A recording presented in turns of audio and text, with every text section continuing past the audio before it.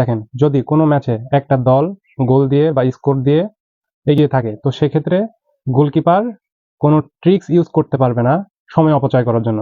যেমন এরকম এরকম করে কিন্তু আমরা দেখি যে অনেক ম্যাচে যে একটা গোলকিপার কিন্তু ট্রিক্স ইউজ করে অনেক সময় ব্যয় করে থাকে। তো তাহলে এটা করলে কি পানিশমেন্ট দেওয়া যেতে পারে? চলেন আইএফএবি এর নিয়ম অনুযায়ী দেখে আসি। তো আইএফএবি বলছে যে যদি কোনো goalkeeper initiate a deliberate trick for the ball to be passed, including from a free kick or goal kick, to the goalkeeper with the head, chest, knee, etc. to circumvent the law, whether or not the goalkeeper touches the ball with the hands, the goalkeeper is penalized if responsible for initiating the deliberate trick. অর্থাৎ goalkeeper ইচ্ছা করে কোনো trick use করতে পারবে না।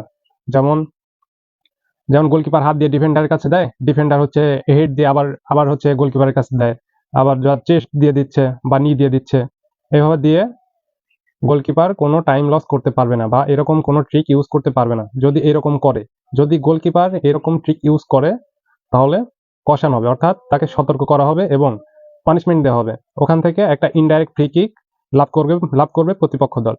অতএব এভাবে কোনো টাইম লস করা যাবে না।